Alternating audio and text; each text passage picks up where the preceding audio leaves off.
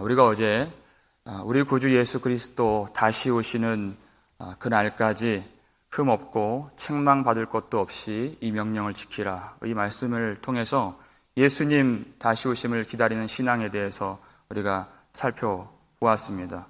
인생에는 많은 불공평하다고 생각하는 문제들이 있고, 예수를 믿은 후에 오히려 세상의 미움을 받고 박해를 받고 여러 가지 환난을 당하며 내가 원치 않는 인생의 모든 상실과 사고와 고통을 당하게 되는 그 모든 어려운 문제가 어제 다룬 14절 말씀, 우리 예수 그리스도 나타나실 때 이 모든 예수님 재림으로 다 해결되고 하나님께서 하나님의 그 뜻을 이루시고 우리를 영광으로 인도해 주시는 그 말씀을 우리가 사모해야 된다, 이렇게 말씀을 전했습니다.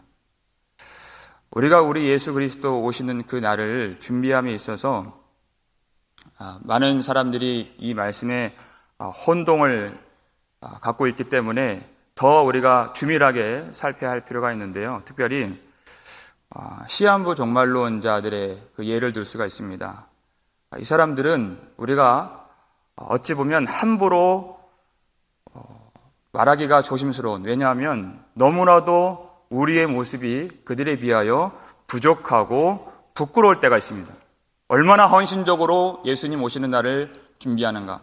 자기 모든 사업을 정리하고 집을 팔고 예수님 오신다는 이 말씀 붙잡고 그렇게 모든 것을 다 집어던지고 살아가는 사람들이에요. 그런데 그들의 문제가 무엇입니까? 예수님이 오시는 날을 자신들이 계산하고 생각했다는 것입니다.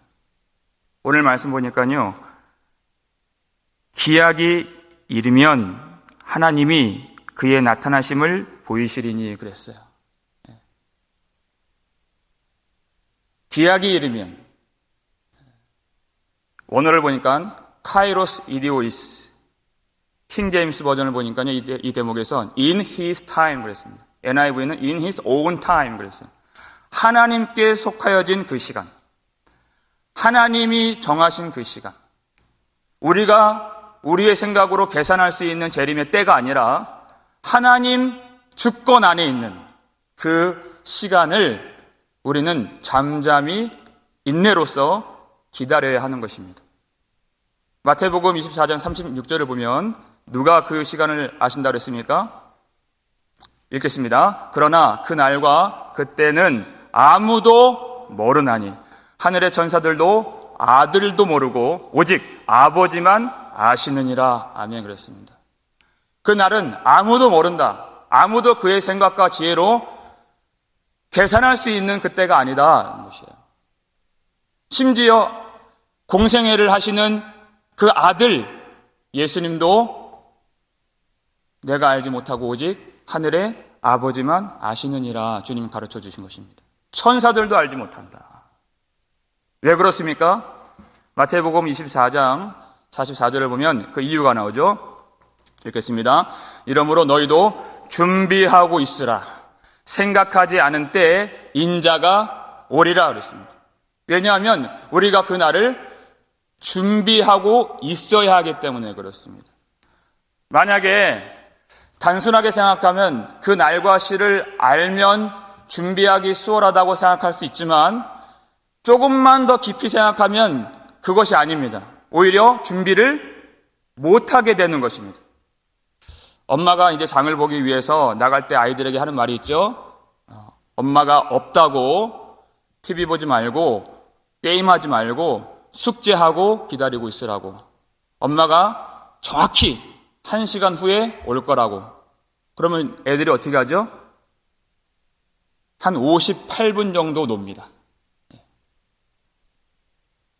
그리고 나서 엄마 올 때쯤 돼서 이제 뭐 문소리 나고 차소리 나면은 후다닥 책상 위에 앉아 있어요. 그러면 여러분 이거 준비가 되는 겁니까? 아니죠. 그건 준비가 되는 것이 아니에요. 마지막 그 순간에 책상 앞에 앉아 있다고 해서 엄마 말을 순종한 것이 아니죠. 하나님의 마음도 마찬가지입니다. 마지막 그 순간에만 믿는 모습의 모양을 갖추는 것이 하나님 원하시는 것이 아니라 예수를 믿고 주님 오실 때까지 우리 속에 참된 하나님의 사랑을 가지고 그 믿음을 붙잡고 하나님 말씀에 순종하고 항상 정결하고 항상 거룩하고 흠이 없이 책망받을 것 없이 주님을 믿고 순종하기를 원하신다는 것입니다. 만약 우리가 그때를 알고 있다면 많은 사람들이 세상으로 나아가고 방종으로 빠지고 하나님의 명령을 우습게 여기는 일이 벌어지게 됩니다. 14절 우리가 어제 살핀 말씀 맨 마지막에 뭐죠? 책망받을 것이 없이 이 명령을 지키라 그랬습니다. 여러분 누가 주신 명령입니까? 복되신 하나님, 유일하신 주권자 되신 하나님, 만왕의 왕이 되시고 만주의 주가 되신 하나님의 명령을 지키라.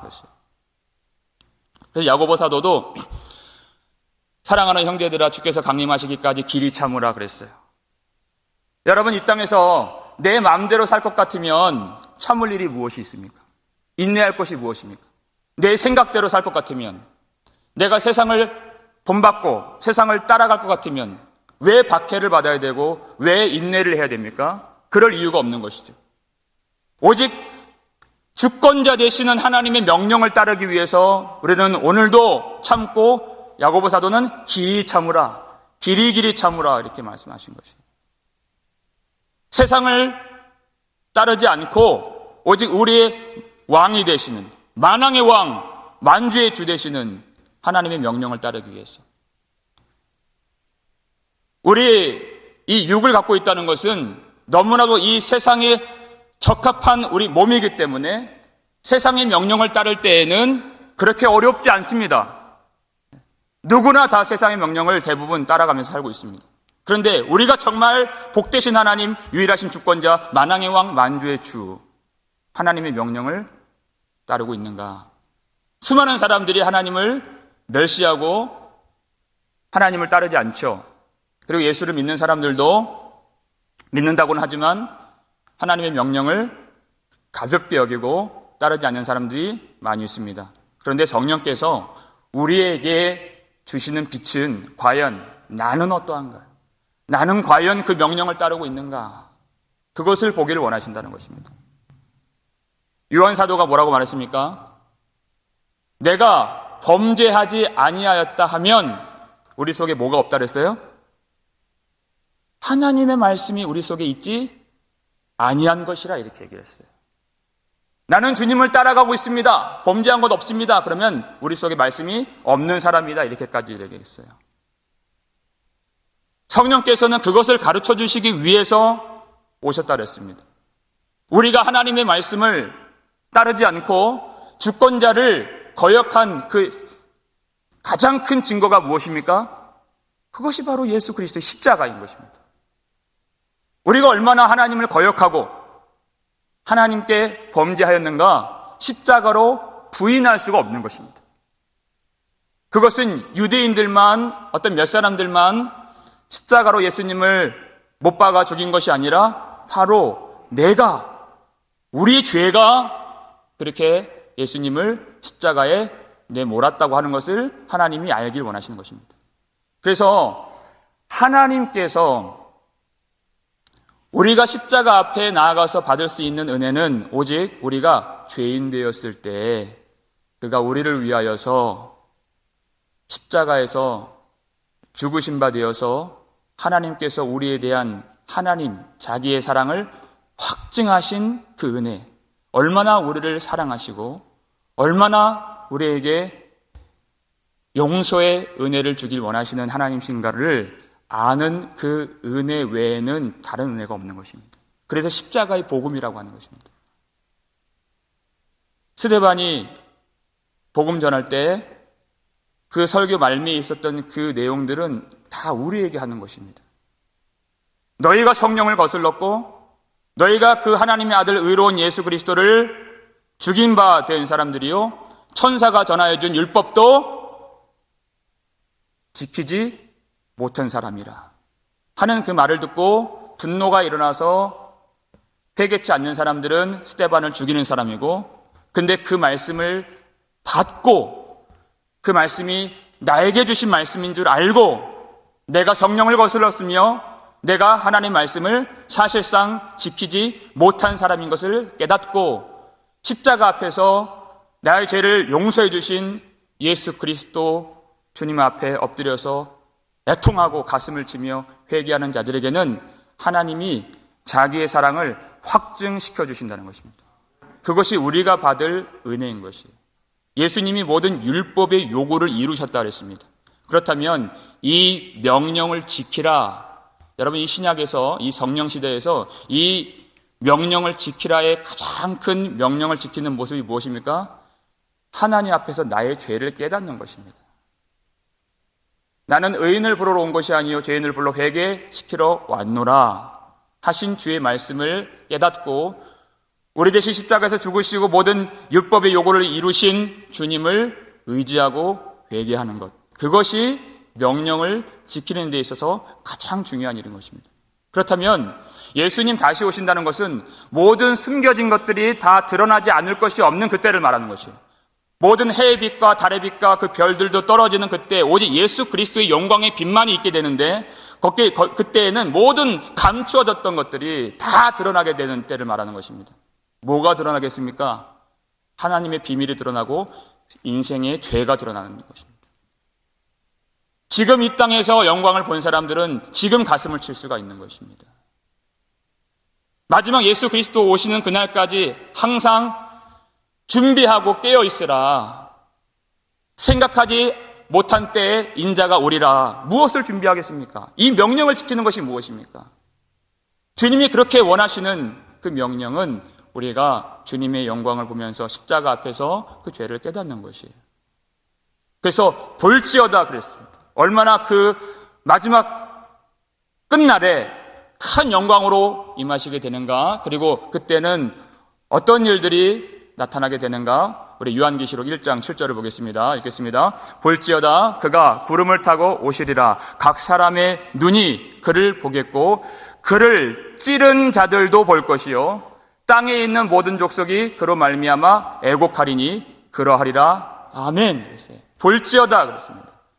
그가 구름을 타고 온다. 여러분, 구름은요 이동수단을 말하는 것이 아닙니다. 구름은 유일하신 전능자, 주권자이신 하나님의 영광을 말하는 것입니다. 그 하나님의 권능과 영광을 누가 갖고 오신다고요? 그들이 십자가에 못 박았던 예수 그리스도께서 그 영광을, 그 권능을 가지고 심판의 권세를 가지고 오신다, 그 얘기인 것입니다. 그런데 그것을 누가 봅니까? 그를 찌른 자들도 볼 것이요, 이렇게 표현을 해놨어요. 그를 찌른 자들도 볼 것이요. 여러분, 이 말씀은 사실 요한이 스가랴 12장 10절 말씀을 인용한 것이에요. 근데 그때 찌른 자는 찔림을 받으신 분은 하나님이십니다. 여러분, 하나님이 찔리셨다는 것을 아십니까? 유대인들이 왜 회개를 못했는가? 하나님은 지금 찔려 계시는데 자신은 찔렀다고 생각하지 않으니까 회개를 못하는 것이에요. 하나님은 그렇게 고통하시는데 하나님이 어떻게 계십니까? 하나님은 그렇게 찔림바 되셔서 고통하신다는 것이에요. 인생의 문제는 하나님, 내 고통당할 때 하나님 어디 계셨습니까? 하나님 왜 내 기도 안 들어주십니까? 내가 이렇게 힘든데 하나님 무엇 하십니까? 이것이 인생의 난제입니다. 그런데 하나님은 사람들에게 찔림바 되셨다고 하나님이 말씀하신 것입니다. 너무나도 하나님의 상태와 하나님의 마음을 모른다는 것이에요. 무엇으로 찔렸습니까? 그들은 하나님을 믿는다고 하고 하나님을 순종한다고 하지만 항상 우상을 섬겼습니다. 마음 가운데 항상 마음에 더 사랑하는 것들이 있었습니다. 하나님의 뜻이 무엇인지 모르고 이웃들을 미워하고 정죄하고 판단하고 하나님의 하늘의 뜻을 알려하지 않고 이 땅에서 먹는 것과 마시는 것과 이 땅의 그 육을 보존하는 그 일에만 오로지 몰두했던 그런 불신앙과 그들의 영적인 간음과 그들의 살인, 예수님이 그것을 그대로 산상수훈에서 해석을 해주시죠. 나는 살인한 적이 없습니다. 예수님이 그렇지 않다. 너희들은 다 살인한 자들. 나는 간음한 적이 없습니다. 그렇지 않다. 너희들은 다 간음한 자들이다. 이렇게 말씀하신 것이에요. 하나님을 찌른 적이 없습니다. 그들이 어떻게 하나님을 찌른 것이 드러나게 되었습니까? 그것이 바로 예수 그리스도의 십자가인 것이에요.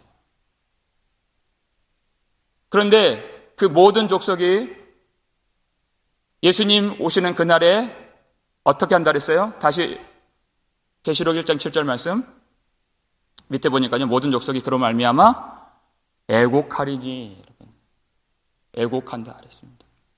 그를 찌른 자들도 볼 것이고 땅에 있는 모든 족속이 그로 말미암아 애곡하리니 그랬어요. 여기서 애곡한다는 말을 우리가 살펴보기 위해서 아까 이 찌른 자들도 이 말씀이 스가랴 12장 10절 말씀 인용했다 그랬죠? 그 말씀 한번 살펴보겠습니다. 애곡의 의미가 무엇인지 읽겠습니다. 내가 다윗의 집과 예루살렘 주민에게 은총과 간구하는 심령을 부어주리니 그들이 그 찌른 바 그를 바라보고 그를 위하여 애통하기를 독자를 위하여 애통하듯 하며 그를 위하여 통곡하기를 장자를 위하여 통곡하듯 하리로다. 아멘 그랬어요. 하나님께서 하시는 그 일이 예루살렘 주민에게 은총과 간구하는 심령을 주셔서 그때 애통과 통곡을 만들어 주신다는 것입니다. 하나님이 그토록 원하시는 일이 무엇인가?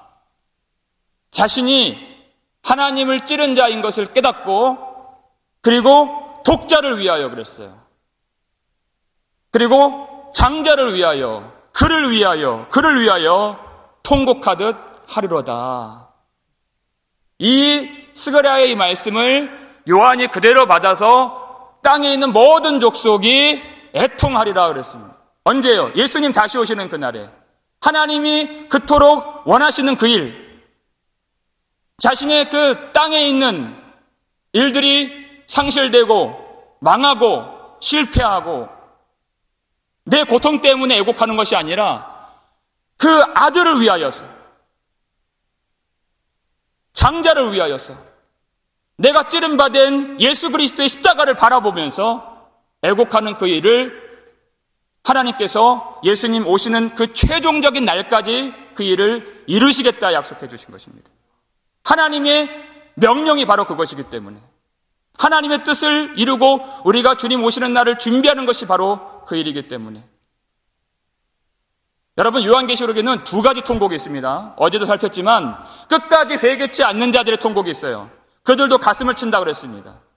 그들도 통곡한다 그랬습니다. 무엇 때문에요? 이 큰 성 바벨론이 무너졌도다. 화이토다. 이 큰 성이 무너졌도다. 자기가 모든 신뢰를 걸었고 그 사랑을 주었던 그 세상이 무너지는 것을 보고 통곡한다 그랬어요. 그런데 하나님이 구원하시기로 작정하신 그 백성들에 한해서 결국 하나님이 만드시는 통곡이 무엇인가? 그 아들을 위해서, 장자를 위해서, 예수 그리스도를 바라보면서 통곡하는 그 회개를 만들어 주셔서 하나님이 그 애통하는 심령, 하나님의 그 주권자의 은총을 주셔서 통회하는 마음과 구하는 심령을 주시리라 하신 것입니다. 그런데 주님이 오시는 그 기약이 언제라 그랬습니까? 아무도 알지 못한다 그랬습니다. 도둑같이 이 말이니 그랬습니다. 도둑같이 그날이 임한다는 뜻의 의미가 무엇이라 했어요? 그것이 마지막 순간에 그 일을 이루시는 것이 아니라 하나님이 가장 원하시는 일이 그 아들을 바라보면서 통곡하고 아들을 사랑하는 마음이기 때문에 그 일을 마지막 때 예수님의 초림부터 재림의 그날까지 순간순간 교회를 통하여 이루어 내시겠다는 것입니다. 도둑같이 이 말이라는 것은 그 마지막 날에 그 일을 이루신다는 것이 아니라 지금부터 그때까지 하루를 하나님이 우리에게 통회하는 마음, 자복하는 심령, 구하는 그 간구, 하나님의 은총을 베풀어 주셔서 성령을 통해서 그와 같이 그 아들을 위하여, 독자를 위하여 통곡하게 만들어 주신다는 것입니다. 이전의 통곡은 나의 의와 나의 명예와 나의 부귀와 그것들을 성취하지 못할 때의 통곡이었다면, 세상 때문에 통곡을 했다면, 이제는 하나님을 찌른 자들도 자신이 하나님을 찌른 자인 것을 깨닫고 도무지 회개하지 않을 수 없는 그 마음을 주셔서 하나님이 참으로 주권자의 은총을 갖게 해주시고 만왕의 왕의 권세와 만주의 주의 능력으로 하나님의 은혜로 그들이 참으로 회개하여서 그 회개하는 가운데 하나님을 진실로 사랑하게 되고 하나님의 사랑을 확실히 깨닫고 하나님의 용서함을 받고 성령의 은혜를 받아서 하나님의 모든 명령을 순종할 수 있는 능력 안에 거하게 만들어주신다는 것입니다. 그래서 우리 마지막에 왜 도둑같이 그날이 임하고 그리고 그때까지 하나님이 이루시는 것이 무엇인가, 오늘 이 모든 말씀을 종합하는 우리 요한계시록 3장 3절 말씀 마지막으로 함께 읽겠습니다. 그러므로 내가 어떻게 받았으며 어떻게 들었는지 생각하고 지켜 회개하라. 만일 일깨지 아니하면 내가 도둑같이 이르리니 어느 때 내가 이르는지 내가 알지 못하리라. 아멘. 그랬습니다. 여기 생각하라는 기억하라는 것입니다. 우리가 어떤 복음을 받았습니까? 바로 십자가의 복음을 생각하라. 그것을 기억하라. 십자가가 무엇인지 생각하라. 과연 그를 찌른 자가 누구인지를 생각하라. 성령께서 오시면 그것을 가르쳐 주신다고 했는데 그것은 다른 사람의 이야기가 아닙니다. 어떤 죄 많은 사람들의 얘기가 아닙니다. 내가 얼마나 주의 명령을 순종하지 못한 사람인가, 얼마나 주님을 따라가지 못한 사람인가를 생각하고 그리고 그것을 지키라고 했습니다.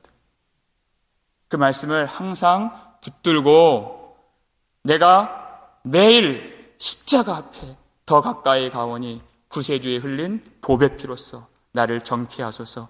이 말씀을 지키고 회개하라 그랬습니다. 언제 주님이 오실지 알지 못하기 때문에 도둑같이 임하시기 때문에 바로 예수님 다시 오시는 그날에 구름 타고 영광 중에 오셔서 땅에 있는 각 족속으로 애곡하게 하시고 애통하게 하시는 그 날이 언제란 얘기입니까? 그것은 바로 지금이라는 것입니다. 어제도 우리가 야고보서 말씀 살폈죠? 내일 일을 자랑하지 말라. 잠언서 27장 1절 말씀을 했잖아요. 내일의 시간은 우리의 시간이 아닌 것입니다. 유일하신 주권자를 믿는다는 것은 오늘 이 명령이, 오늘 이 말씀이 우리 가운데 떨어져서 오늘 이 말씀 가운데 그 말씀을 기억하고 지키고 회개하라는 것입니다. 이미 예수를 찌른 자들의 회개가 시작되었습니다. 그래서 이때를 마지막 때라고 하는 것입니다. 마지막 때라는 이 말은 교리적인 말이 아니라 오늘 예수님이 임하시는 날로 삼으라. 오늘 예수의 영광이 임하는 날로 삼으라. 그 뜻인 것입니다. 오늘 그날인 것처럼 오늘이 바로 예수의 영광, 제 이름으로 임하시는 그 날로 여기면서 오늘도 주의 십자가의 복음을 기억하고 십자가 앞으로 나아가면서 내가 찌른 바 되었지만 한없는 사랑과 은총과 간구하는 심령을 우리에게 부어주셔서 우리를 용서해 주시고 우리를 그 사랑을 확증시켜 주시고 우리로 하여금 하나님을 사랑하게 해 주시는 그 하나님 앞에 만왕의 왕 만주의 주의 은총을 받고 구원을 받고 오늘 회개하는 심령으로 주님 앞에 나아갈 수 있는 저와 여러분 되실 수 있기를 주의 이름으로 축원합니다. 아버지 하나님 감사를 드립니다. 아버지 하나님, 우리는 하나님께서 알려주시지 않으면 우리가 어떤 존재들이고 어떤 삶을 살았는가 알 수가 없습니다. 주님, 우리를 다만 불쌍히 여겨 주옵소서. 여러 가지 삶의 환경 가운데 눈이 어두워져서 주님 앞에 정말 이루어야 할 회개에 합당한 열매와 성령으로 사랑해야 되는 그 모든 주님의 엄중한 명령들을 오늘 잊지 않고 다시 십자가를 붙들고 깨달을 수 있도록 은혜를 베풀어 주시옵소서. 아버지 하나님, 우리의 모든 의와 우리의 모든 힘과 우리의 모든 권세가 예수 그리스도의 빛 앞에서 다 무너져 내리고 오늘도 내가 십자가에 함께 못 박힌 바 되어서 다시 예수 부활의 권능으로 참여하게 되는 날마다 나는 죽노라 고백하는 날이 될 수 있도록 도와주시옵소서. 예수님 다시 오실 때 숨겨졌던 모든 죄들이 다 드러나게 될 터인데 하나님, 오늘 우리가 그 영광을 본 자들로서 아버지 앞에 참으로 우리가 주를 찌른 자들이요 우리가 주의 엄중한 명령을 지키지 못한 자들이요 마음으로 범죄했던 자들인 것을 깊이 깨닫게 해주셔서 하나님 앞에 마땅히 이 명령을 지키며 주님 오실 날을 준비하며 복음을 지키고 회개하는 저희들 될 수 있도록 도와주시옵소서. 아버지께서 무엇을 끝까지 이루기를 원하시는가, 아버지의 뜻이 무엇인가를 분별하면서 오늘도 이 헛된 시간 보내지 않도록 도와주시고, 아버지 하나님, 주권자 되시는 하나님께서 은총을 베풀어 주시고 간구하는 심령을 주신다고 말씀해 주셨습니다. 나의 인생의 괴로움 때문에 우는 것이 아니라 독자를 위하여, 장자를 위하여 애곡하는 마음을 주신다고 말씀해 주셨습니다. 오늘 예수 그리스도를 깊이 생각함으로 오늘 참으로 회개할 때 은혜를 베풀어 주시고, 사람의 힘으로 하지 않고 하나님이 하게 하시는 놀라운 은총을 받을 수 있도록 도와주시옵소서. 회개를 도우시기 위해서 우리에게 환난 주시고, 회개를 도우시기 위해서 마지막 때를 살게 하신 모든 성도들이 마음 약해지지 않도록 도와주시고, 항상 이 말씀 안에서 주의 주신 그 은총과 권능을 힘입어서 만왕의 왕 만주의 주 대신, 주권자 되신 하나님께서 돌보시는 귀한 은총의 삶이 될 수 있도록 오늘 주님께 모든 것을 의탁하오니 주님이 우리의 마음과 삶을 받아주시고 두려워하지 않도록 도와주시고, 그리고 우리가 속히 만나서 하나님 앞에 영광의 찬송을 힘껏 불러드릴 수 있는 귀한 예배를 주님께서 이루어 주시옵소서. 순간순간 주님 다시 오심을 기다리며 그 영광을 바라보며 오늘 우리가 이루어야 할 그 회개의 열매를 주님께 드릴 수 있도록 모든 성도들을 축복해 주시고 주의 은총과 권능으로 인도해 주시옵소서. 감사를 드렸고 우리를 구속해 주신 예수 그리스도의 이름으로 축복하며 기도 올렸나이다. 아멘.